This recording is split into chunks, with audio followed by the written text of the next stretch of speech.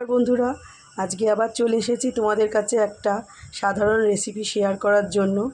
আজকে করব ছোলার তরকারি। তো কিভাবে করছি তোমরা একটু দেখো। প্রথমে দেব তেজপাতা, গোটা গরম মশলা,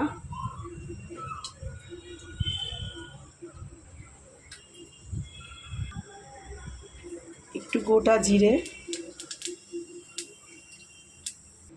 একটা পাত্রের মধ্যে ধনে গুঁড়ো, হলুদ গুঁড়ো, জিরের গুঁড়ো, লঙ্কার গুঁড়ো সব দিয়ে একটা পেস্ট বানিয়ে নেব।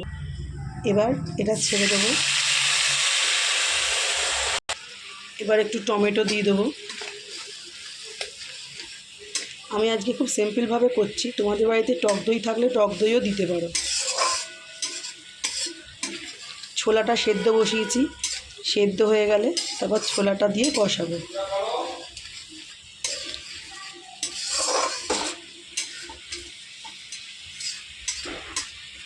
যে ছোলা সেদ্ধ হচ্ছে,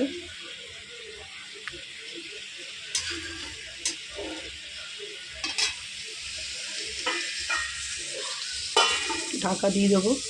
আর এই যে ছোলা সেদ্ধ হচ্ছে,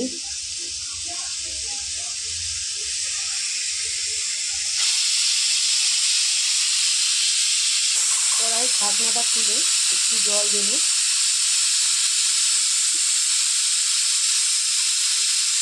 জল দিয়ে একটু নেড়ে দেবো। আর ছোলার তরকারির সাথে আটার পুরি একটু ভালো লাগে, তাই নুন, চিনি, রিফাইন তেল, মইন দিয়ে ভালো করে আটাটাকে মেখে নিয়েছি উষ্ণ গরম জল দিয়ে। এটা হচ্ছে আটার পুরি হবে। এবার সেদ্ধ ছোলাটা দিয়ে দিয়েছি, সেদ্ধ ছোলা দিয়ে কষাবো ভালো করে।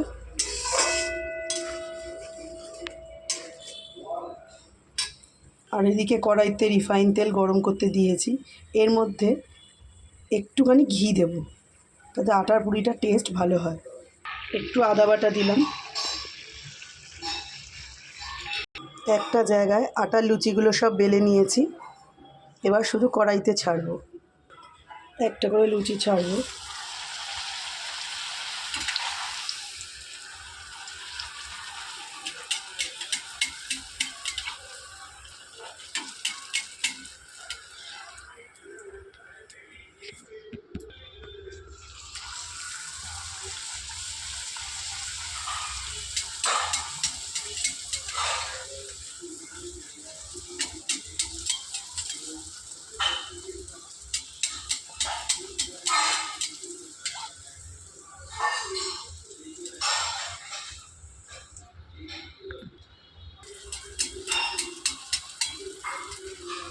সব কটা লুচি দেখছো বন্ধুরা ফুলছে।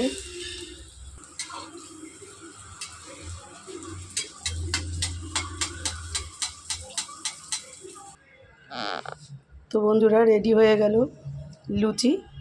এবার শুধু ছোলার তরকারিটা নামাবো। এবার একটু চিনি দেব।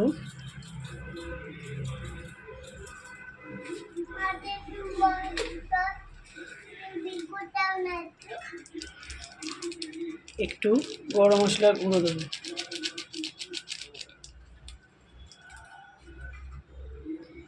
এবার একটু ফুটলে নামিয়ে দেবো।